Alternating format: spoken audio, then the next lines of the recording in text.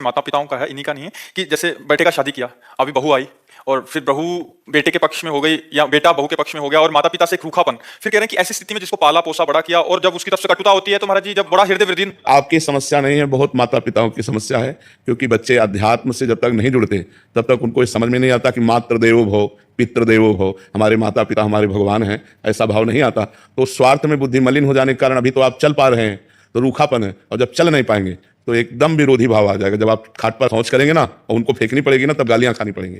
कोई विशेष श्रद्धावान अपने ऐसे माता पिता की सेवा कर पाता है, नहीं तो बहू सास को पीट रही है, बेटा माँ पिता को मार रहा है लात डंडों थप्पड़ों से। तो ये जो अध्यात्म विहीन हैं, जिन्होंने शास्त्र स्वाध्याय नहीं किया, जिन्होंने भजन नहीं किया, तो उनके अंदर एक आसुरी बुद्धि पलती रहती है। आसुरी माने राक्षसी बुद्धि, और वो समय आने पर राक्षसी स्वरूप प्रकट। ये आसुरी बुद्धि है जो अपने माता पिता को मारे पीटे, कष्ट दे, उनको गालियां दे। दैवी बुद्धि है कि उनके चरण छुए, उनको भगवान की दर्जा दे और उनका पोषण करे। अवस्था जैसे जैसे ढलती जाए तो वैसे दुलार करे, जैसे हमारा दुलार माता पिता ने किया। बेटा और बहू भी तो एक दिन बूढ़े होंगे। हाँ, देखो, अगर हम अपने माता पिता को कष्ट देते हैं तो हमारे जो पुत्र होंगे वो हमको उससे 100 गुना बढ़ के कष्ट देंगे, क्योंकि वो ब्याज भी तो मिलेगा।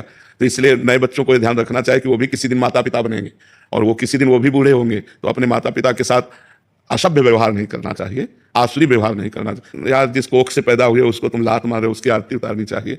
माता तो देवी है और पिता भगवान का स्वरूप है, ऐसा भाव। पर ये भाव तभी आएंगे जब सत्संग सुनोगे, अध्यात्म में चलोगे। अगर अध्यात्म की बात नहीं सुनोगे तो राक्षसी भाव आएगा कि चलो किसी अनाथालय में छोड़ जाते हैं, फुटपाथ में छोड़ जाते हैं, ऐसे। तो हमें लगता है आज हमारे नौजवानों को अध्यात्म श्रवण करने की आवश्यकता है।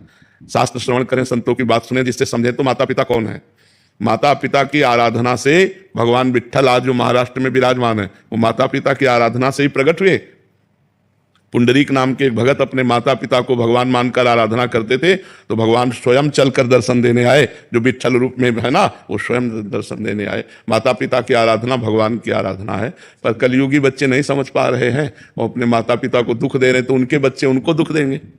पक्का समझो, ब्याज सहित मिलेगा, यहाँ सब कुछ ब्याज सहित मिलता है। तो गुरुदेव, ये कर्म तो छूटेगा ही नहीं। जैसे बच्चों को उनके किए का कर्म मिल रहा है, पर उनकी तो यही तो परंपरा हम आज तक भोग रहे हैं। जब से सृष्टि हुई तब से यही तो भोग रहे हैं। बार बार जन्म, बार बार मरण, बार बार जन्म, बार बार मरण। कहाँ मुक्त हो रहे हैं हम? ये कर्म परंपरा चली आ रही है, वैसे दुष्ट होते चले जा रहे हैं। अब ये अध्यात्म शिक्षा बचपन से दिए होते, गलती इनकी भी है। आधुनिक शिक्षा ही केवल दी, आध्यात्मिक शिक्षा नहीं दी, तो वो क्या जाने। अगर ये शुरू से कहते हैं छो पैर, प्रातःकाल उठ करके रोज मम्मी के पैर छो, हाथ जोड़ो, बड़े भाई से हाथ जोड़ो, ये सिखाया गया है। जैसे हम लोग छोटे थे ना, कराग्रे वस्ते लक्ष्मी कर मध्य सरस्वती, बोले हाथ छो, धरती के पैर छो, चलो अम्मा के पैर छो, जाके पिताजी के पैर छो, बड़े भाई जैसे ऐसे शिक्षा। तो अब वो रोज की दिनचर्या बना दी। उठे ऐसे ऐसे करते हुए अम्मा के पैर छो, बोले खुश रहो। अब जिनके रोज पैर छू रहे हैं तो हमारी सद्भावना बन रही ना, उनका आशीर्वाद बन रहा है। अब कौन बच्चा रोज माता पिता के पैर छूता है? कोई बिरला ही नहीं, बिरला ही होगा हमें लगता है जो रोज सुबह उठकर अपने माता पिता के पैर छुए। वो सत्संगी होगा, बिना सत्संगी के तो माता पिता के पैर, माता पिता को माता पिता मान ले, भगवान न माने, कम से कम माता पिता मान ले, इतनी बड़ी बात है। वैसे तो भगवान का दर्जा दिया गया है माता पिता को। वेद कहता है मातृ देवो भव पितृ देवो भव। इसलिए जी, पूर्व के कर्मों को तो हम देख नहीं पाते कि क्या आने वाला है, बट कभी कभी परिवार में जैसे माता पिता हैं वो अपने बुजुर्गों के पाँव छू रहे हैं, तो ये प्रभाव बच्चे पे पड़ रहा है। पड़ोस के चाचा लगते तो चाचा दंडोत, क्या जाता है। सब में भगवान विराजमान है, सब में भगवान विराजमान है। अगर हम अपने भगवान को चाचा ताऊ कह के दंडवत करते तो वही तो विराजमान है। तो इसलिए हमें लगता है कि नम्रता, विनय, ये हमारे समाज में कम होती जा रही है, नहीं होती जा रही है। जो पढ़े लिखे बच्चे हैं उनको विनयी होना चाहिए।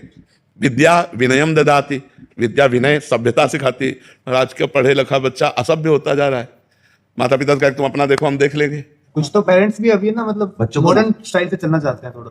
बच्चों को ही, क्योंकि खुद अध्यात्म नहीं है महाराज जी, इसलिए वो चाहते हैं कि जैसे हमें वैसे ही बच्चे बने। और क्योंकि बिल्कुल महाराज जी दिशा विहीन उनका ही खुद का ही जीवन है, तो फिर कैसे मॉडर्न लाइफ जीने के चक्कर में तो फिर वो मॉडर्न बच्चे टट्टी नहीं उठाएंगे। फिर तुम्हें पड़े रहना पड़ेगा महाराज जी, अगर सबके गुरु की चरण कमलों में